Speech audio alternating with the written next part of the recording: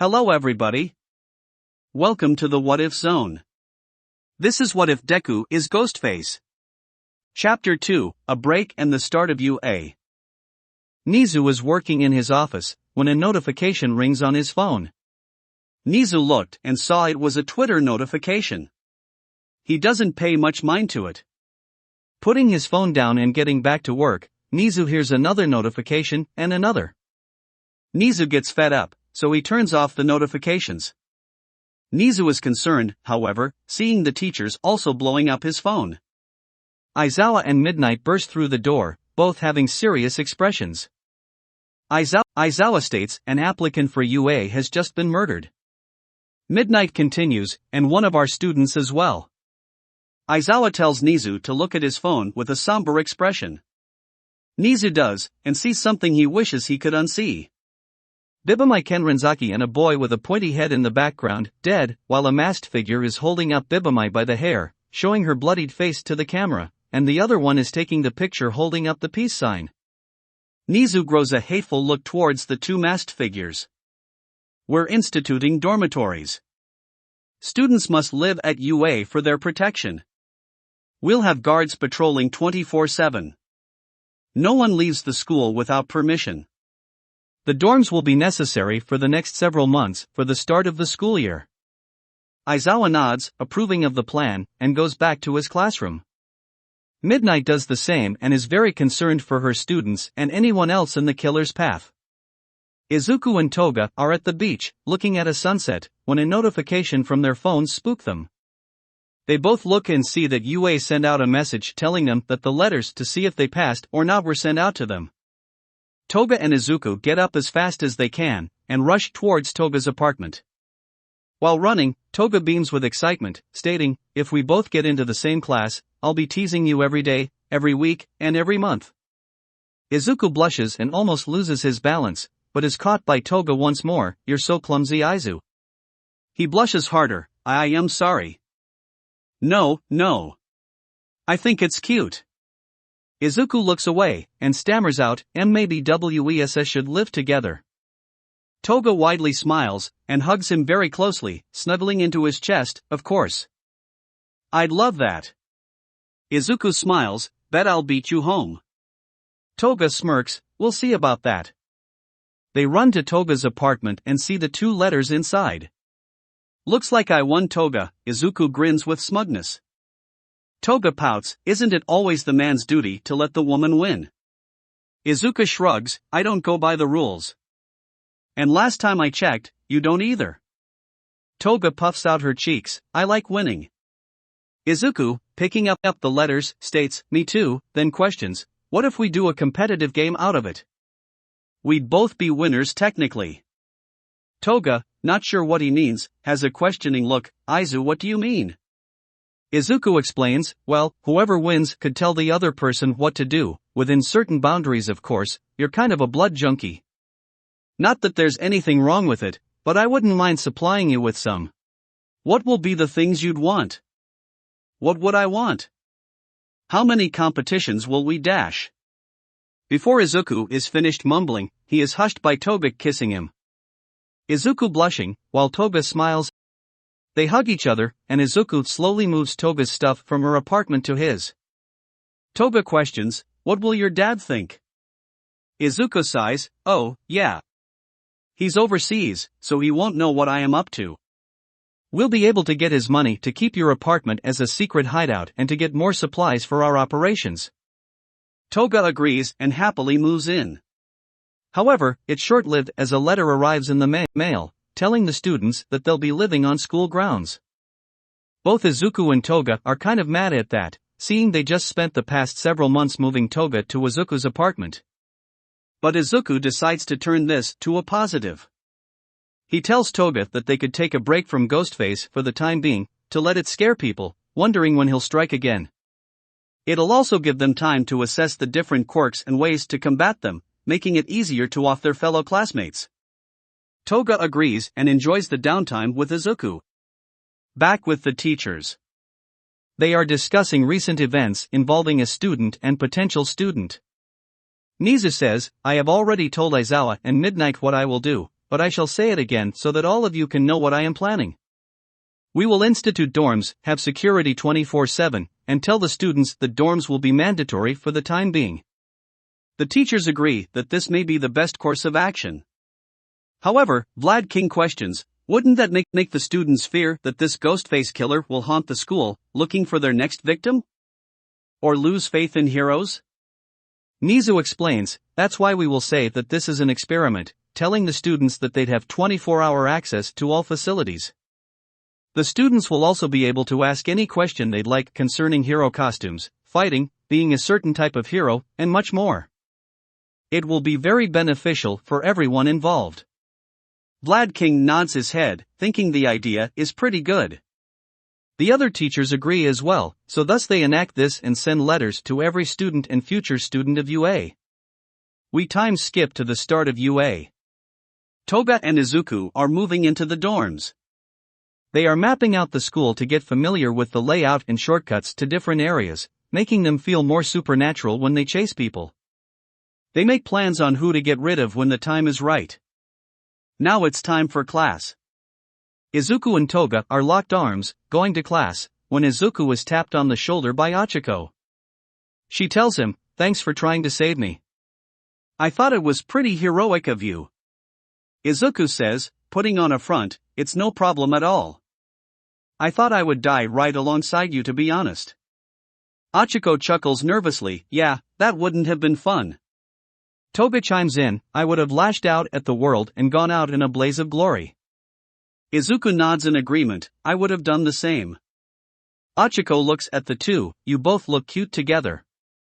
Izuku says, thanks Pink Cheeks.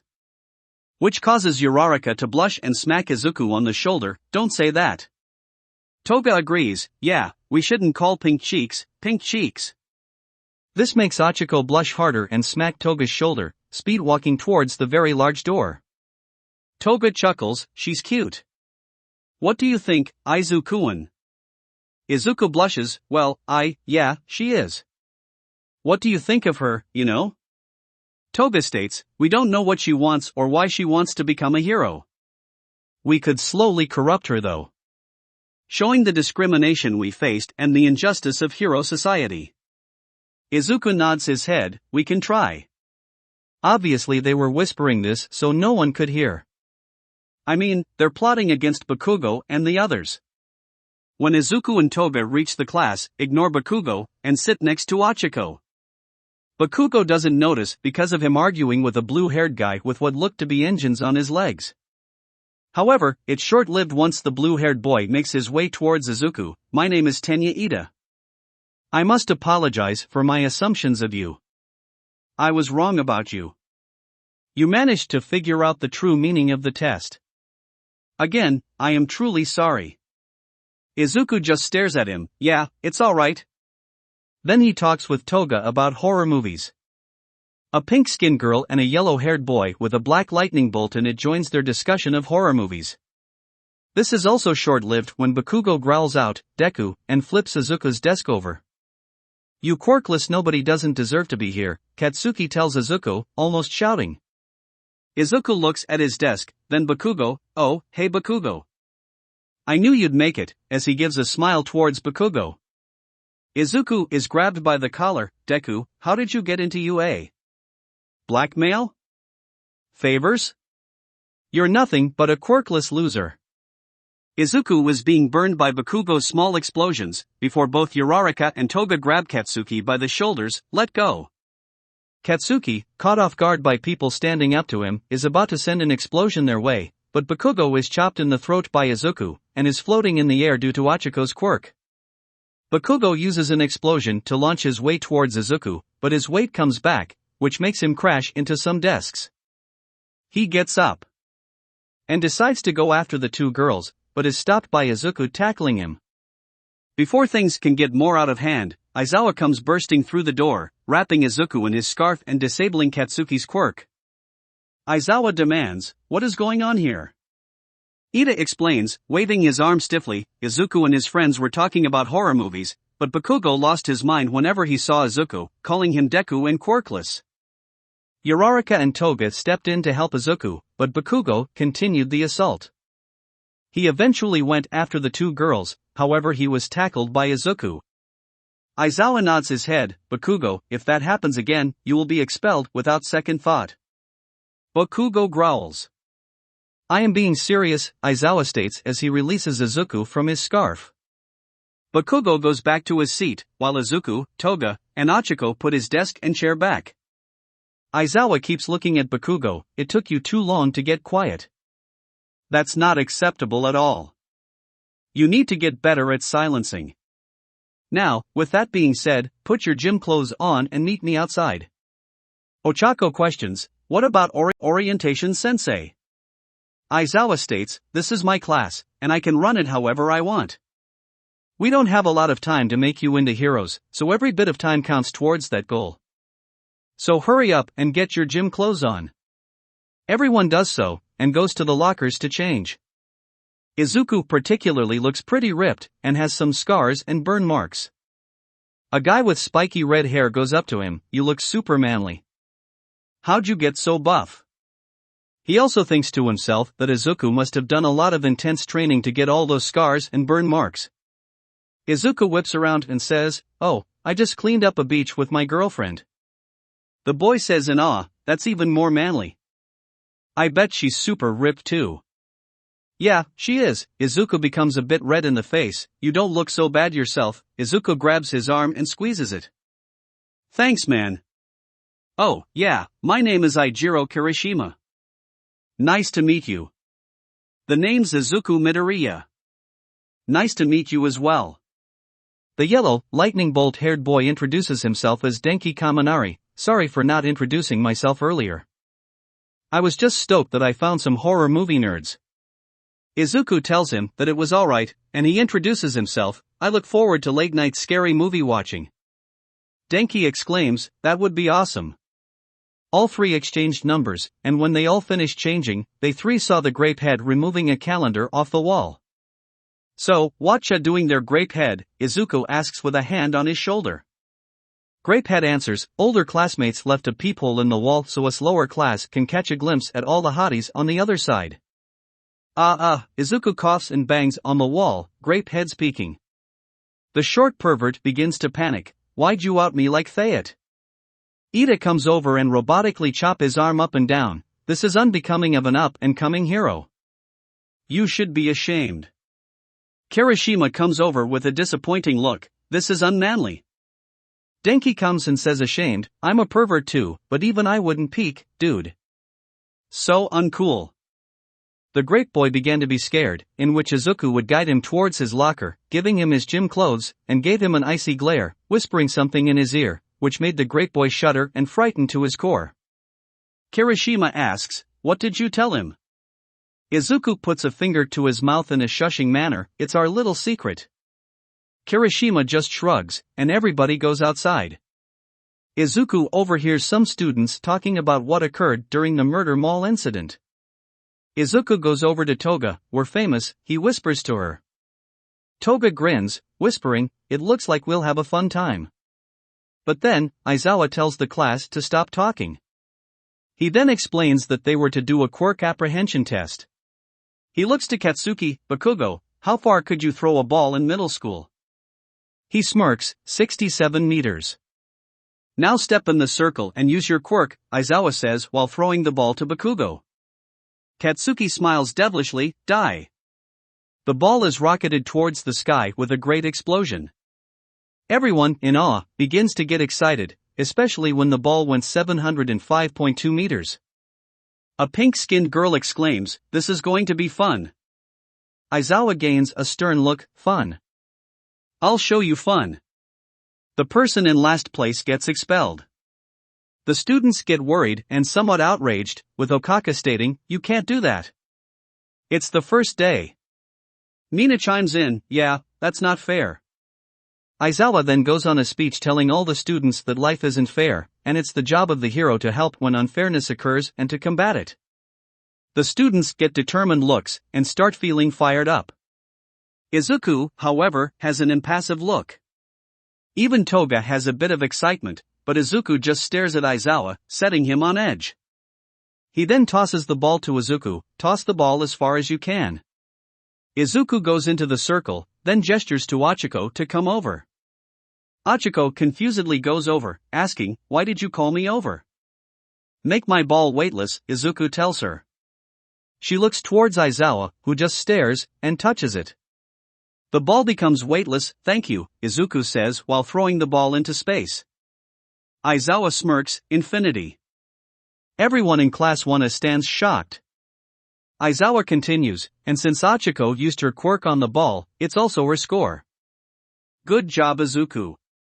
You know your limits." Izuku smirks, Achiko smiles widely, and Toga blushes at how smart Izuku was. Izuku goes back with Achiko, now doing some small talk with her and Toga. Aizawa is like a proud dad at this point. The classmates are still surprised and stunned. However, Bakugo gets enraged, his pent-up anger controlling him. "Deku! You cheater!" He rushes at Izuku, explosions getting larger as he gets closer. Aizawa instantly gets into action, wrapping Bakugo in his scarf and using his quirk eraser on him. Bakugo seems feral, as if consumed by emotions. Aizawa tells him to settle down, or else he'll have to expel him. Bakugo obliges, and stands off on his own. Aizawa pinches the bridge of his nose, and continues the test.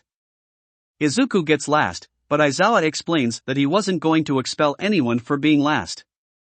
It was just a logical ruse to have them all be at their best. The students are relieved, while Momo explains how she knew all along. Bakugo instantly leaves once Aizawa dismisses them, changing fast, and leaves to his dorm, having a raged, saddened aura. Izuku, Toga, and Achiko talk about the exams. Achiko explains, "I was so worried you were getting expelled, but I am glad you weren't." Toga tells them both, "Yeah, if he was expelled, I would have left right there with him." Izuku blushes, "Wait, really? You wouldn't want to leave UA, right?" Toga shushes Izuku, "I'll go where you go." Achiko becomes quiet, which doesn't go unnoticed. Toga asks, "Would you have left?" Achiko shrugs, "I mean, it's been my dream to come here, but from what I saw from Bakugo, I don't know if I would have stayed if you got expelled." Toga and Izuku look at each other and nod. "Well," Izuku explains, "he's my childhood bully." Achiko is surprised, but then says, "Is that why he went all crazy earlier today as well?" Izuku nods, "He gave me these," lifting up his shirt to show scars and burn marks. "Did anyone else notice it?" "Yeah, but my teachers covered it up because he was going to be such a great hero," Izuku chuckles. Achiko is in disbelief, "What about our classmates in 1A?" Izuku says that they didn't ask about it, they probably thought it was training scares or something. Achiko stares at Izuku, then looks down. Toga lightens the mood a little, "So, what would you say your favorite food is, Achiko?" "Oh, I'd say mochi." "What about you guys?" Izuku says that he really likes katsudon, while Toga says pomegranates. They talk about random stuff for most of the night, with Mina, Denki, Kirishima, and Teru joining in later. Other classmates joined in here and there, but it was mostly them for the night. They'd eventually watch a scary movie, then say goodnight to each other, and go to bed. The next day, they all arrive at class, wondering what they'll be doing today. This is when All Might busts through the door, "I am here." Coming through the door like a normal person. This is the end of Chapter 2. I hope you all enjoyed the video. This has been the narrator, and I will be back soon to read Chapter 3. It's quite fun.